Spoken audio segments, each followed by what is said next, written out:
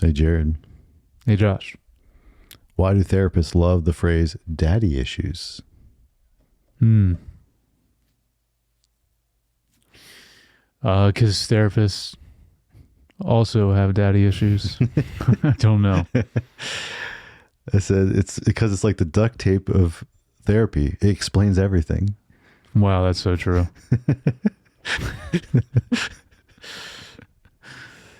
Yeah. Spot on.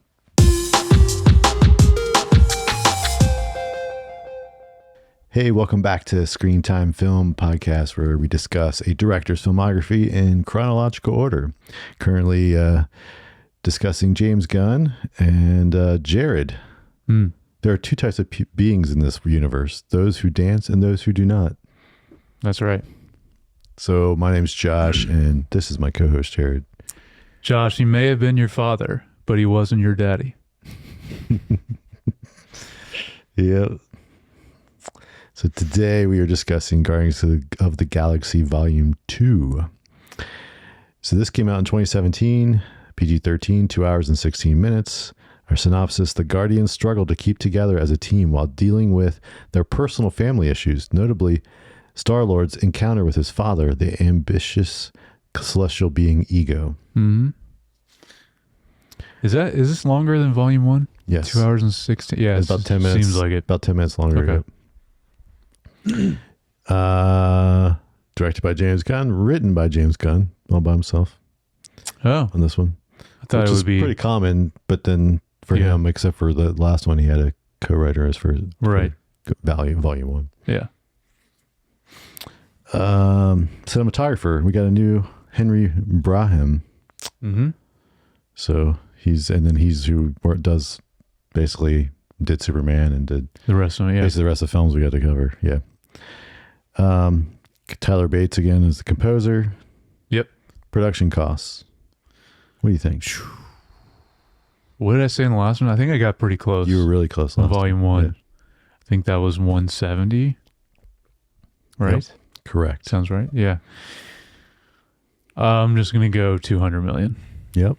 200 million. Really? Yeah. Like exactly? Yes.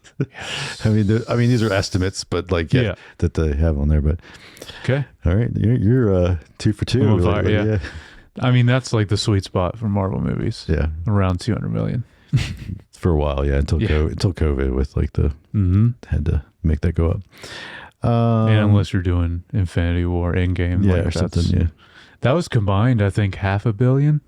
I think is what it ended up being, which is crazy. Yeah. But and that's they made that's with them filming them back to back for efficiencies. But they made over $1 billion with both each one. Yeah. Mm-hmm. All right. Nominated for Best Achievement in Visual Effects Oscar, but for that, nice again, which I think the last one was. Yeah. All right. So on the talent side, of course, a lot of similar from the first film. Chris Pratt, Zoe Saldana, David Bautista, Vin Diesel, Bradley Cooper. And then we have Palm Clementif. I don't know how you say her last name. Yep. Plays Mantis.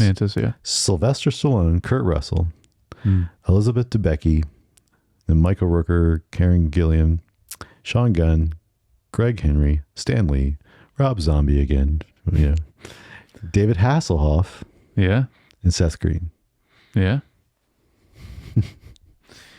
Again, didn't see Rob Zombie. I don't. It's just him voicing. Oh, that's right. That's what it was last time. He's a Ravager. He's the navigator voice for the Ravager. Okay. Gotcha. Yeah, which he did in the last one. film. The last one, yeah. Nice. In the other two films, it was just a voice too. There's just always he's always doing a voice. Yeah. Thing for which now I'm curious if he's in. The next one with the Volume 3. No, with Suicide Squad or Superman, if he's voicing something in those. I feel like probably. Yeah. I mean, at this point, why would you not, right? Cool. So, overall thoughts. What did you think of this one? Yeah. So, seen this one also several times. Mm-hmm. Not as many as the first. Correct. Same here. First one. Yeah, I figured. Yeah. Likewise. And it's still a really good film, I think. I don't think it's as good as the first one, though, Mm-hmm. in my opinion. But a strong suit of it is, which I mentioned on volume 1, is the chemistry with the group just keeps growing every film and getting better. So like that, in that aspect, it's even better Mm-hmm. because obviously all these actors are used to playing these parts and Mhm. working together now. So that is stronger in this. But yeah, I still good, but just I like the first one better. Yeah. What about you? Yeah, I mean that's pretty much almost on par what I wrote down for my notes. Okay. Good film, but still like the first one better. But then this one, you really right off the bat get the full like team dynamic and chemistry with them, and it's so good. And again, they're naturals at it now, kind of. Mhm. And then the the mixing of Mantis, like, and even what's the sister? Nebula. Yeah, Mantis fits right in like Fits in. immediately. And even Nebula like starts to be Yep. part of it, and you start to see that. And Right, because she was only like basically a villain in the in the first one. Yeah, and this is But Mantis is such a good pair with Drax. oh yeah, So, yes, but yeah, so in that sense, it's fun because just watch. It's like they have such good chemistry, Mhm. and James Gunn does a good job with the dialogue writing. That it's he's just good fun. with a group of it's just fun people. to watch. Yeah, yeah, So, yeah, and it's like, well, there's technically an opening scene, but like basically the beginning of the movie, we get to see them all interact immediately, Mhm. fighting this big thing. But then it's cool how it it focuses on mhm. Groot dancing and all that. But Yeah, well, let's get into it because that's like Sure, the yeah. first section. well, it's the '80s first. Right. No, that's the first thing I kind of had the real notes about Yeah. because there's like the little flashback of the '80s with Mm-hmm. Kurt Russell and Peter Quill's mom Mom, yeah, Yeah. yeah. or Ego. I do want to say that beginning. Kurt Russell looks really good, and I'm wondering if it's a mix of CG and makeup or not, Hmm. because it looks really good. And this is now going on 8 years, and yeah, so they did really well with that. I feel like it's normally better when they do a mix of it. Mm. When it's just trying to do the de-aging by itself, it normally starts looking a little wonky, especially 8 years ago when they were doing it. Because I feel like when we first started seeing this kind of stuff was mainly in Marvel stuff. I know the first big one was Tron. Yeah. With what's his name? Jeff Bridges. Like that was, and it didn't look as good there, but that was 2010. But I remember that I think was like the first one where it really was Mm. like we saw. I don't know. Do you remember anything before that? Seeing de-aging? I remember. I mean, they did some stuff in Benjamin Button, didn't they? Oh, that's true. And that actually looked really good. Yeah, that might have been. I think that's like where they almost like invented the tech for Oh, that they used, like the company that did that. okay. But Yeah, and I think that was like 07, 08. Yeah. So maybe that was the first then. Yeah, yeah, that sounds right. at least Yeah. this style. Mhm. And then and then you had like Robert Downey Jr. and what Iron Man 2 or something. There was one of the like there's like that Yeah. sequence where he's like With his parents. yeah. Yeah, that looked really good too. I think that was because I just watched through them. That was the beginning of Civil War. I want to say. Okay. Yeah. Yeah. And then you have Eye Patch Guy and Miss Marvel. Oh, Yeah, Nick Fury. Samuel L. Jackson, yeah. yeah, He's de-aged in that. that's right. Yeah, and he's in the. Yeah, I think that was a lot of makeup. I remember seeing it behind the scenes of that. Yeah, and Captain Marvel. That's what and it is. Yeah, Captain Marvel. Yeah, Miss and Marvel. that looks good too because that's another one I just watched. And I still don't like it, but he's great in it. Mhm. But yeah. Anyway, yeah, I just wanted to mention.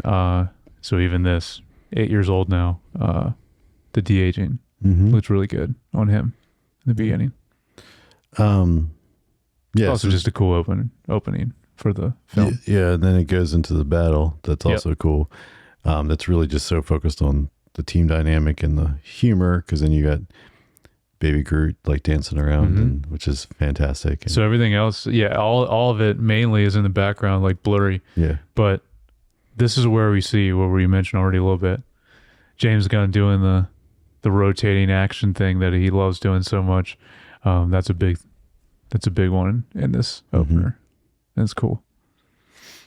So thought this definitely was a little bit more, just like thinking from volume 1 to volume 2, even though as a whole the movie it like volume 1 better, but like this is definitely a way more spectacle from a opening than the volume 1. You get that Star-Lord just trying to steal the orb with that has the Fenny Stone. So the one stone, yeah. So this is definitely a. Oh, this is you're right. This is way bigger scale right off the bat. Just and just more grab you at the beginning kind of thing. But for sure. But he also has the opportunity to do it a little bit more bigger with all the crew, and I mean not the crew but the team, having everybody together. So then after this, like, of course, they're trying to do good by returning batteries, but then Rocket still steals some. So then they get attacked, and is this when we first see the gold people? Because I had to look it up because I couldn't remember what they were. They're the Sovereign, and that's Elizabeth Debicki is the main one, which I had no idea it was her because she's so like you can't tell. So much makeup, but I had this under cinematography, but you mentioned it now. The style and design of the Sovereign, these gold people, is really cool, and really unique, and they still were a cool aspect of the film, and especially her, but I don't like him as much as like Ronan in the first one. Yeah, well, prefer Ronan. I mean, they're definitely like an ancillary villain or whatever, like, right? Yeah, because obviously Ego is the main villain, but that's true. I think you put that in there as a misdirect, probably. I don't know if how well it works because they don't really doesn't feel like it's well, and then you also have the Ravengers, like kind of that dynamic too. But yeah, you're trying to have something to build tension, right, with the early on, because you want them to think so you want to think Ego's there to help, and it's all good until like third act when suddenly they realize he's evil. It's not. I'm trying to remember when.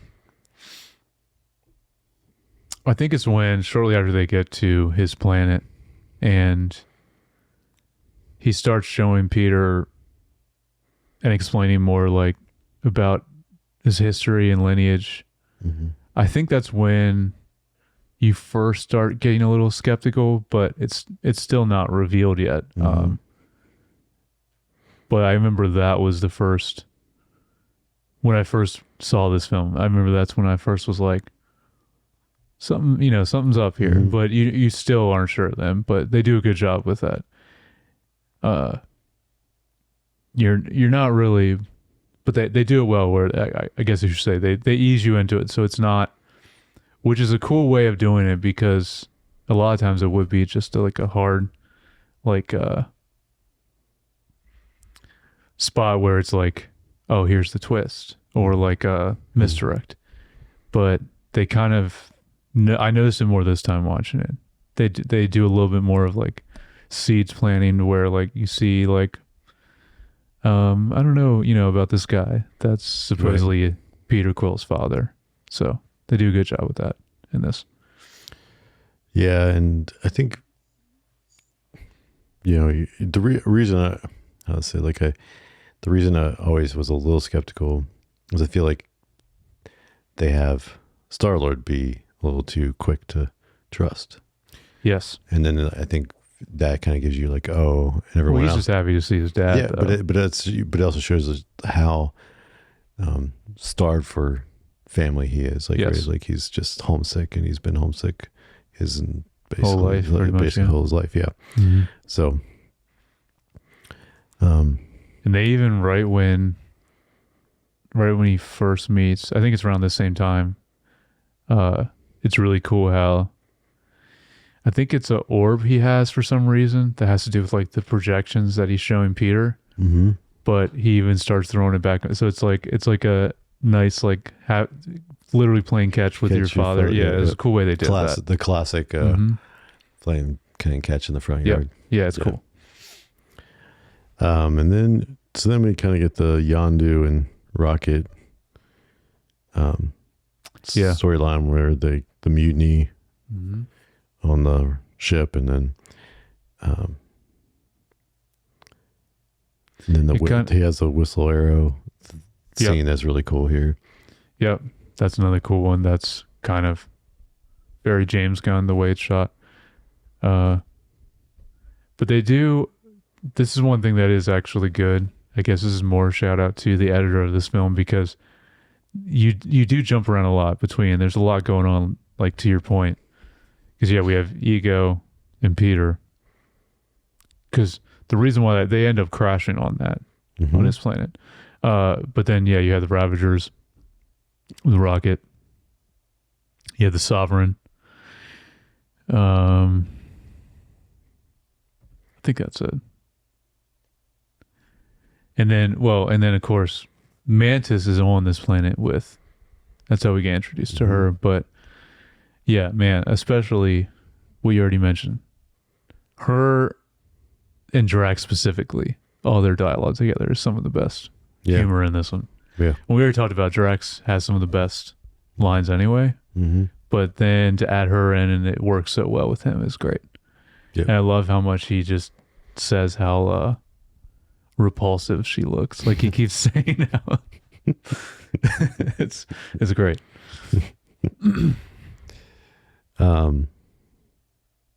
Did you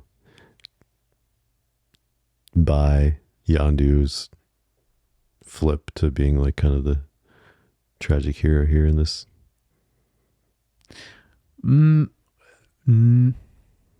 Not so much. But I think the moment at the end when he says, I'm Mary Poppins, y'all, and is like all that at the end, and with him, I'm assuming, I don't think we see him again, so I think he really actually does die in this. Like that all is done really well and actually is very effective and heartfelt. Before that though, not really. But yeah, all that at the end is really great with him. It's because kind of like, because you really could take out the mutiny subplot. Yeah, that stuff I didn't care about as much. It's just like, well, it wouldn't really affect. I mean, like, affect anything if if you just took it out of the movie. So it's kind of just filler. Another thing, just because we're so familiar with Peacemaker now and this actor, but totally forgot one of the Ravagers is I think the actor's name is Steve Agee, which is John Economos. He's one of the Ravagers. Okay. You can't tell you can tell immediately when he starts talking because he's a very distinct voice, but but he's in all the makeup and dressed up a certain way, but it's definitely him, which is cool. So didn't know when this movie first came out because I wasn't aware of that actor. But yeah, so that's cool that he was in this. Yeah, it's always fun to see people that later will get more bigger role and they them and then just find them in old stuff and you're like, oh, there's that person. Yeah, I was looking around to see if we get Jennifer Holland at all, which is James Gunn's wife. I didn't see her, so I don't think she's in this. Is she in Volume 3? I don't know. Okay. I think she might be in Volume 3.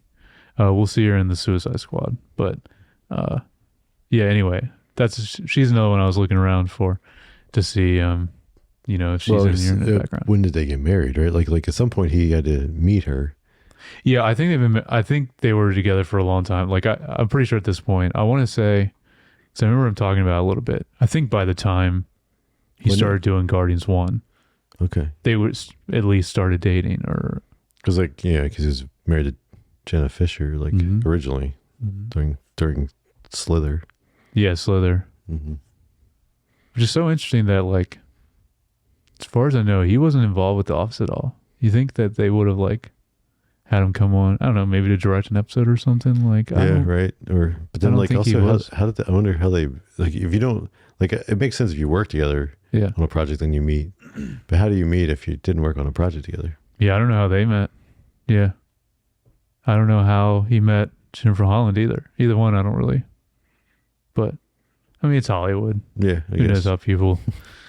But yeah, you're right. Normally, it's like if Some you're party, doing a yeah. movie together or a TV show. Yeah. Yeah. So we have like the dynamic between Gamora and Nebula, little sister rivalry. Yeah, this stuff's good in this. Yeah. Like I feel like this stuff was stronger as like a subplot than For sure. the Ravengers. Because it keeps more towards the family dynamic, which is what these Guardians movies are so much about. Whether it be your real family or Yep. your now family, you know. Mhm. Yeah. But yeah, that stuff plays well. Mm-hmm. So we have, and then we have Rocket and Yondu's escape with Groot and Kraglin. Yes. This is the part I don't remember what all happens. Yeah, because this is the only part. It's towards the end too. Once they all kind of come together, so it's like the Ravagers, with Yondu and Rocket, but then the Sovereign come in at some point too towards the end. But then you have Peter now fighting Ego Mm-hmm. as well. And there's one point where it kind of is all happening, either together or around the same area. That's the only part that gets a little jumbled and confusing in this film. Doesn't really affect the movie too much. I still really like it, but I think that's the part of the film that's not quite as great in my opinion towards the end. Yeah. It's just too much going on. About halfway, I think it's halfway through, because it might be when they first are crash landing Mm-hmm. on the planet. But they go by something. And this is where we see Stanley's cameo, which I think is one of the best Stanley cameos. But he's with the Watchers, which are like these people that are apparently like huge. I don't really know anything about them in like the lore or the comics, and he's sitting on this, like, it looks like on Dr. Manhattan almost, from Watchmen. Yeah. But he's sitting there and like arguing with him or something, I think. Mm-hmm. But anyway, it's just really cool. But I think they pass right by it when they're landing on the planet. But just, yeah, Yeah. It's really good. great. One of the best, I think, Stanley cameos. It's pretty high up there for me. Which what a good idea to just do the Stanley cameos. Yeah, and I don't remember when we see like the last Stanley cameo, but I remember towards the end hearing about how they filmed so many just because Yeah. they didn't know. Which I imagine, I guess, is just they filmed a lot of him on a green screen so they could just put him in wherever. Because like he's pretty, in most of the movies, he's pretty, I don't know, like in the actual film, whether he's dressed up as something Mm-hmm. or like, so he's in the set like pretty well. So I feel like that'd be hard to just film a lot ahead of time. I don't know. Yeah. But Unless they just knew the ones they wanted them in and what scenes, Yeah. like true. pretty far out. Because then eventually they stopped doing it. Mm-hmm. So he hasn't been in one for years now. So Yeah. it must have been more of like a little more intentional and not just randomly like, oh, let's just grab this. Yeah. And we'll have you do this and do this. Yeah. So you would get the breakout with Rocket and Groot and Yondu, and Yondu uses the fin again, the little Mhm. arrow thing, and it's cool. And then they kind of Rocket and Yondu bond a little bit here. Mm-hmm. Then we get the reveal, like the next major thing, reveal of Ego's true nature. Yep. When he kind of mentions I put a tumor in her head. Dude, yeah, this scene is crazy. Like that's the most like shocking part, and it's done so well. Is as soon as he tells Peter he put the tumor in her head, and Peter's response is so good to this, literally like split second, and he just starts shooting him like a ton, and like it's such a good scene because like his response is like totally understandable, but it's like and I don't even remember the reason why, because he goes into it more, Ego does, like why he did all this. But yeah, it's just trying it's to messed up once you spread his seed, I don't and then you didn't want the distraction. I don't know. It's just, but like as soon as you hear that, like that's the moment where you're like, Yeah, oh, this dude is not good. yeah, like just the fact that he did that. Anyway, Yeah.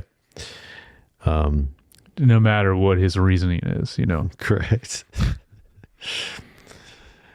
Yeah. So then they get the climactic battle, which was, I don't know, in some ways a little bit more, emotional. Oh, the fight with him. Yeah. Yeah.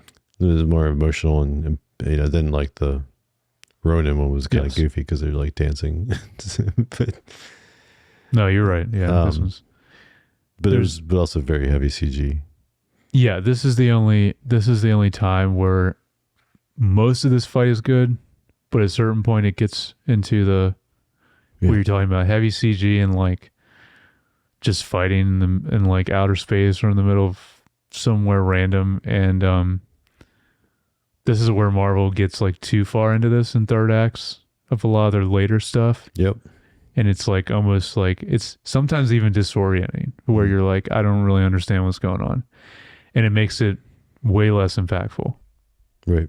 So, yeah. It gets too chaotic. Mm-hmm. Yep. So then post the fight scene, you get Yondu's sacrifice. Mm-hmm. And this is obviously very heartbreaking, very touching. This is when it's really effective. And the Mary Poppins, y'all. I forget what they asked. He's like, is Mary Poppins cool or something? And they're like, oh yeah.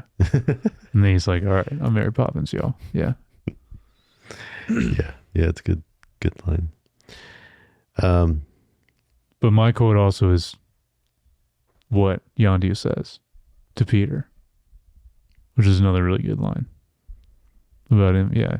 He may have been your father, but he wasn't your daddy or whatever. Yeah.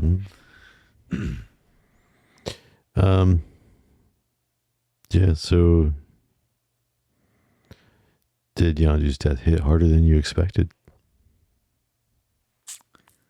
First time watching it, yeah. But also I didn't think he was actually dead.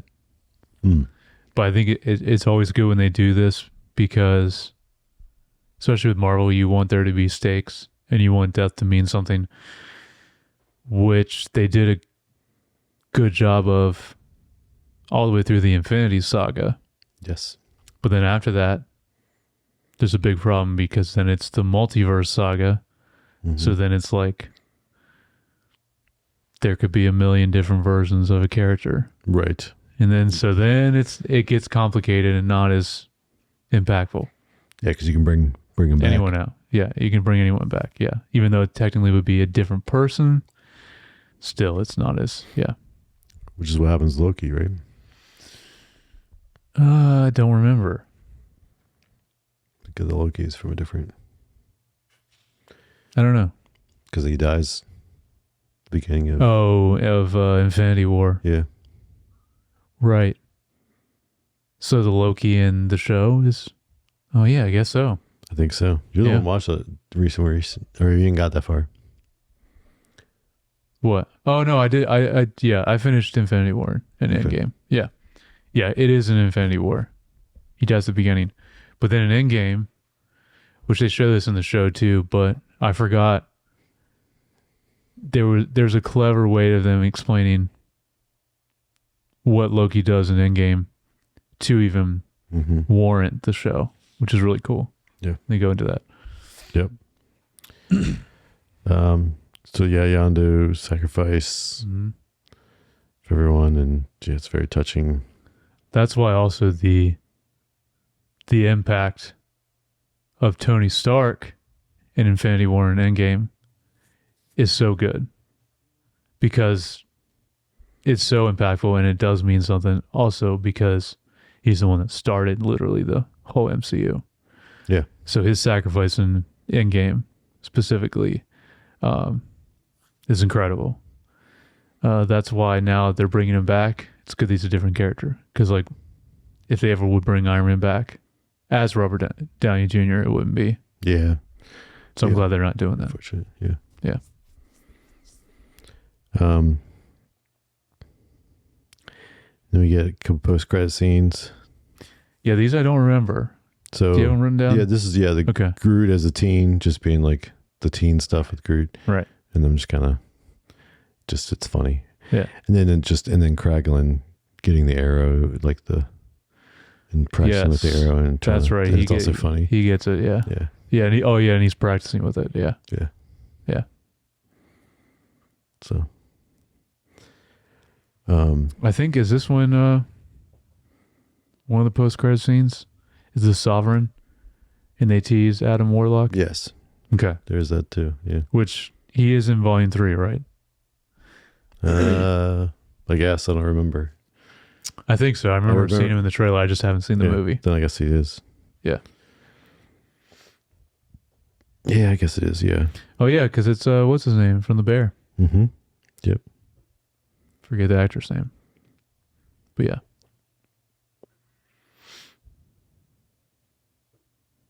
Yeah, it's I don't know, watching Volume 1 and Volume 2, does it make you want to watch some of these old Marvel movies again? Some of the other ones? Yeah. Yeah. Yeah. Yep. I might have to revisit it. It's about time. I mean, I've watched them maybe over the winter, like when there's my life's a little bit slower sometimes. Yeah. Right now it's not right now. No. The next couple of months is crazy. Yeah. Yeah, the cinematography, again, I don't have a lot here. Just again, the color palette and constantly is cool. Like kind of the same note I had from last time. Just kind of has a bold psychedelic visual effect that was pretty cool. And then he also always does a lot of good character close-ups for the emotional beats. Yeah, and he handles that stuff really well. And then just a lot of the action scenes are good, like we talked about already. But except for the climax, felt a little chaos and kind of getting away from the people and the motion. Yeah, because it's just too much CG and wild. So, yeah, nothing. Well, I had already mentioned the design and style of the Sovereign. But I kind of agree with you. My other note was also kind of more, color palette and design of certain things. So the Sovereign, but also the artistic style and the look of the planet Ego is awesome. We see a lot of that as they go through. All that's just really cool. Kind of to your point, it is definitely like psychedelic type of look to a lot of it. That's mainly it. I don't have specific shots or really anything, but it's more just design of stuff. It's really cool. And then the music and score, again, a lot of what I have is a lot of needle drops, but there was some really cool, the opening battle was a cool one. That was integrated. The song? Yeah, like the way they were integrated into the film. That one, when Yondu takes over everybody in the rampage, killing everybody when they escape, and then the funeral at the end. Yeah. But I think, and then the only thing I was like, the overall though, don't think it was as fluid and organic as the whole thing as a whole, as Volume 1. Like Volume 1 was the score or the needle drops. Needle drops, like the sound, like having that soundtrack. Needle drops, like I feel like there was a couple standout ones that were really good. Really good into the movie, but then the rest of them kind of felt a little more forced and less organic than the first. I think the first film, they all felt really organic and just flowed really well. Yes, I agree. They definitely, as a whole, the first movie more so. Because I don't have any notes about the score, but yeah, this is Awesome Mix Volume 2 they do for this film. And the two standout songs, I think, are Brandy, which opens the movie. Mm-hmm. It's also the one then Ego mentions to Peter later. And then The Chain by Fleetwood Mac is the other big one, which is, that's played a lot through the film. Those are the two main ones I think are the best. But yeah, as a whole, I agree. Not as much. There's still a lot of good ones, but yeah, with the Awesome Mix Volume 2. I mentioned it for Volume 3. See what the song selection is. Yeah, it moves along. Like it's a little bit, another decade later, I think. This is more 80s and 90s instead of like 60s and 70s. I think so. Yeah. Okay. If I remember correctly. Cool. Yeah. So what the overall theme and message? I just have the complicated dynamics of a father and son relationship. That's a lot of this film is that in many different ways. So that's the main thing. Yeah, I put it's about the family that you choose. Mm-hmm. And more so than the family, your biological family. Mm-hmm. Still a little trivia. Just trying to find it here. IMDb. Let's take a look.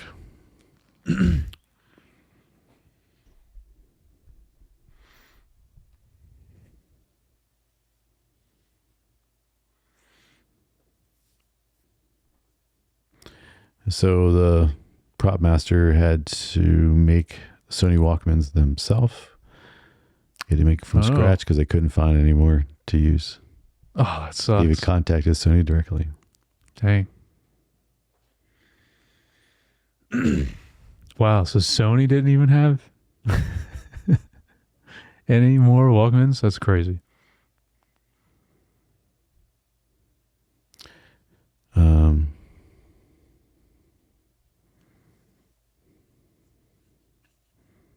Well, okay, so this was obviously this is irrelevant. Okay. But to use Ego, the planet, technically was part of Fantastic Four and Silver Surfer. So 20th Century Fox actually had the rights to that character, and he had to get permission from them, which they said. They in turn, by doing that, they got more creative freedom over Negasonic, Teenage Warhead, and Deadpool. Oh yeah, Negasonic, Teenage Warhead. Yep. Yeah. So I guess that, hey, if we give you that, then you give us something. Okay. Of course, now you can do whatever. Disney owns all the Fox stuff back. So, is there any trivia for David Hasselhoff? Not yet. This is Why he's in it? Ego's planet contains 1 trillion polygons for the visual effects. Wow.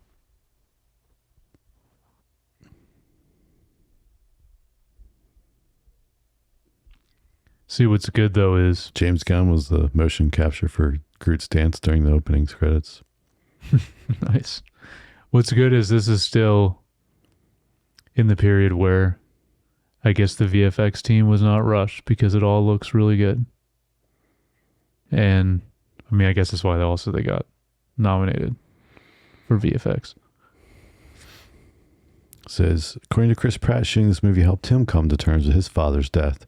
Though he passed away while Pratt was filming Jurassic World in 2014, the actor didn't really get a chance to deal with it at the time because he was busy filming and wanted to keep the rest of the cast spirits up for a film that director James Gunn had described as a story about fathers. Pratt was able to open up the old wound and be able to heal.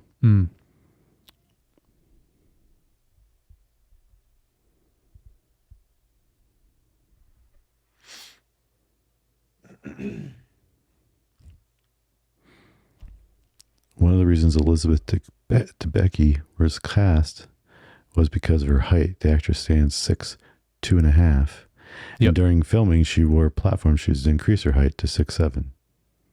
Dang. I guess it's the character must be that tall in the I comics guess. or something. I knew she was tall. I did not know she was that tall. That's crazy. In the comics, Mantis was human and acquired her skills by living with the Kree. Mhm. James Gunn chose to make her an alien in the film because he wanted Peter Quill to be the only main character to come from Earth. Okay.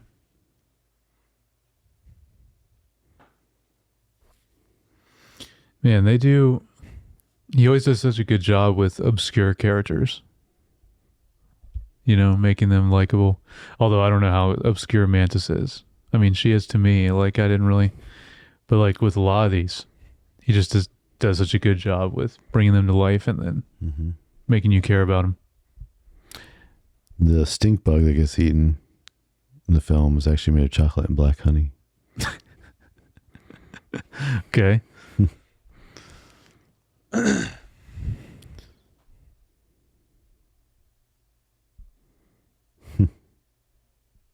The sensor that Peter Quill looks at when he's detecting extraterrestrial creatures during the opening of the movie is the modified 1977 Mattel handheld electronic football video game. Oh, cool. That looks like that's what Groot is playing with. Later, yeah. All right, I think it's about it. Nothing about David Hasselhoff. Okay. Sorry to disappoint. It's all right. So, yeah, that's our thoughts on Guardians of the Galaxy Volume 2. Mm-hmm. Let us know your thoughts. And you can do that by emailing us at feedback@screentimepod.com or leave a comment and we'll read it on the next episode. Yeah. So then next week we are doing The Suicide Squad. Yes. Which you have seen and I have not. Mm-hmm. So, all right. Well, we appreciate all you that watch and listen. And if you haven't, please subscribe on Apple Podcasts or Spotify or YouTube, or follow us on Facebook, TikTok, or Instagram. And if you'd like, you can follow me on Instagram. I'm at JYoungBar. And I'm at Jared Youngbar. All right. We'll catch you guys next time.